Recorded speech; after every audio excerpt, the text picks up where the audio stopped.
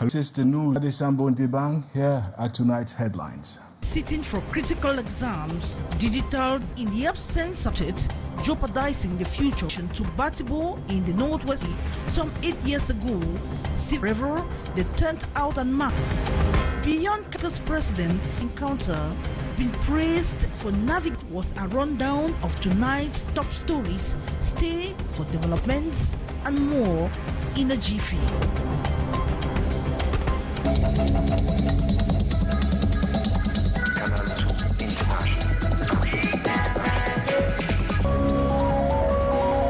After nearly 2 months since an appeal was filed, the Dian Yango femicide case was on the roster of the Douala Appeal Court on Wednesday, but was adjourned of witnesses. Remember, the victim was handed a 5-year sentence, overly lenient. Here's Ndi Maureen.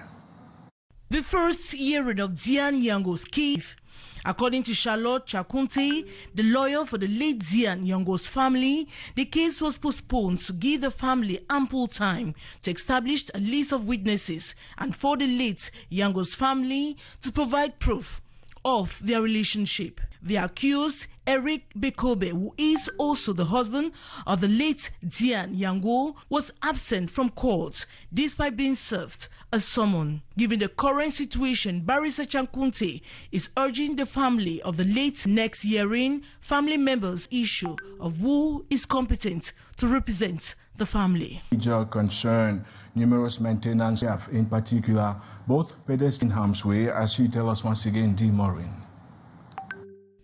In public safety concern, stretching from Rompulong to Petipe roundabout in Makepe, numerous manholes are missing their protective covers, leaving deep exposed openings along busy roads. Some of these uncovered drains plunge several meters deep, posing serious risk to pedestrians and motorists alike. It was first of all closed up, but someone opened it. I don't understand. In the absence of proper safety measures, residents to alert passerby of the hazards. However, these improvised solutions offer minimal protection, especially at night or during heavy rains. We're the ones who place the tires on these holes to prevent someone to fall inside. Others even dumped filth inside, which was nauseating. It's dangerous. Population, people are not in security when they move along the stretch. Beyond the immediate physical dangers, the lack of functional sewer covers hamper effective drainage, leading during rainy season, but also raises health concerns due to the proliferation of waterborne diseases.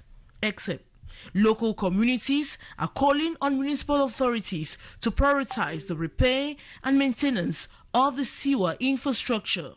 They emphasize that prompt action is essential to safeguard public health and ensure the safety of all road users in Douala 5 municipality. And since the kidnapping of a dead to join in National Day celebrations, they, however, turned out massively on May 20. Very encouraging, and we noticed with enthusiasm the force of the military parade and the civilian.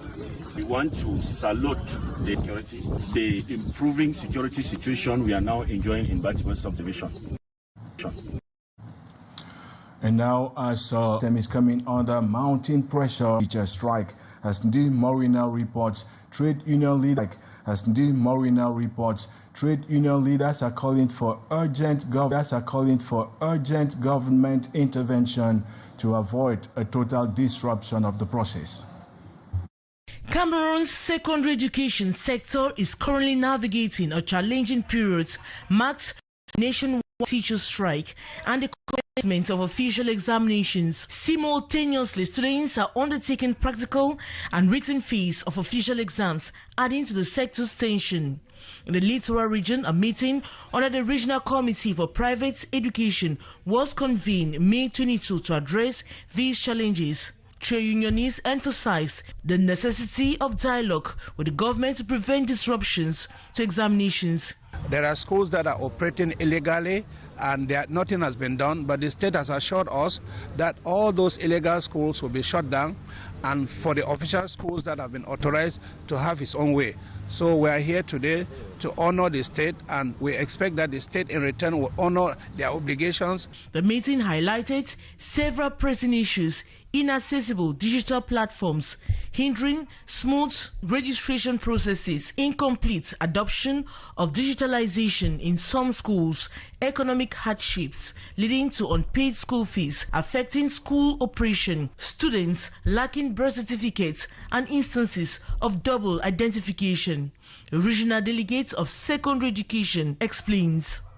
Check what we have done concerning digitalization and the unique identifier for our students, because we noticed that many of our schools did not follow what have been instructed by the hierarchy. And today, after the seminar, I think everything will be okay. These challenges were thoroughly discussed by heads and promoters of lay, private and professional schools in the region. The collective aim is to find solutions that will pave the way for a more constructive private education sector with quality education at its forefront. And still in education, leaders from across the Central Africa sub-region are meeting in Douala to launch a groundbreaking forum aimed at revolutionizing education systems in the region. They say the focus is on empowering teachers as well as tackling education crises across the region aggravated by the coronavirus pandemic. Sherif Fasali has the details. In response to the global education crisis worsened by COVID-19 pandemic, UNESCO and the Cameroonian government have launched a regional forum on the transformation of education in Central Africa. The event took place in Douala on May 22, 2025 and brought together education ministers, policymakers and experts from countries including Burundi, Cameroon, the Republic of Congo, the Central African Republic and Chad. We have programs to follow with specificity of every nation. So we came to Douala for Central Africa region to try to see what has been done so long and what do we have to readjust to be sure that in 2030 we reach the objective which were stated to us. The forum built on key takeaways from the 2022 UN Summit on Transforming Education in New York, where 5 core pillars for overhauling education systems were identified. One of the most pressing issues in Central Africa is the role of teachers, with a focus on improving training, support, and working conditions. The challenges related to exclusion, the challenges related to digitalization, to the quality of education, the role of teachers, and the funding. UNESCO representatives and regional experts emphasized that well-trained and supported teachers are crucial for creating inclusive, safe, and high-quality learning environments. Now, if you're just tuning in, this is the 6:15 p.m. edition of the news coming your way live on Canal. Here's a question: how can road accident victims benefit from insurance compensation? That question has been at the crux of deliberations in the capital Yaoundé earlier today at a workshop organized by the African Association for Accident Support, attended by representatives from the forces of law and order, the judiciary, as well as the insurance industry.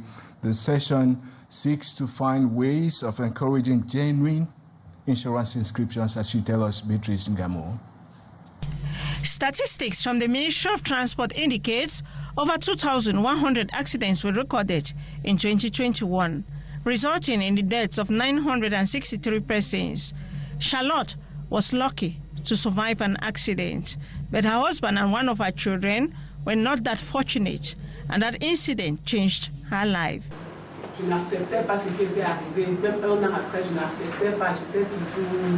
Emmanuel is another miraculous survivor. How she came out of her own car crash, an unbelievable story. Unfortunately, she also lost her mother in the incident. While waiting for insurance payment, she's been supported by the African Association for Accident Support, and she's not alone. There are many other road accident victims gaining from same support. Et vraiment, ce serait dommage d'abandonner la victime et de prendre la fuite.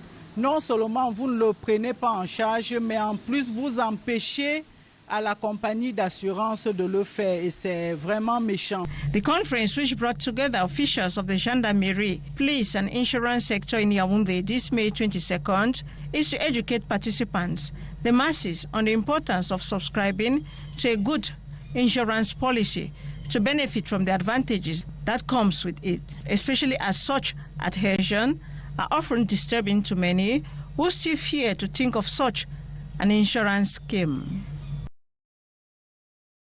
And in recent times, rising sea levels, floods, and coastal erosion have been threatening the cities of Limbe, Douala, and Kribi, all on the shores of the Atlantic Ocean.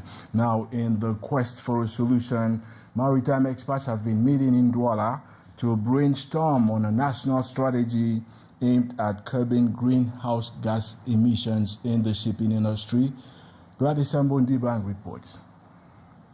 Down-south cities across Cameroon's coastal regions, particularly Douala, Kribi, and Limbe, are grappling with the mounting impacts of climate change, from rising sea levels and coastal erosion to frequent flooding and the degradation of fragile ecosystems. These changes continue to strain the lives of local populations, especially the most vulnerable, with maritime transport contributing approximately 3% of global greenhouse gas emissions. Cameroon is stepping up efforts to respond. Officials from the Ministry of Transport and the International Maritime Organization opened a two-day workshop in Douala, May 22, 2025, to align Cameroon's maritime sector with the International Maritime Organization revised 2023 strategy on greenhouse gas reduction.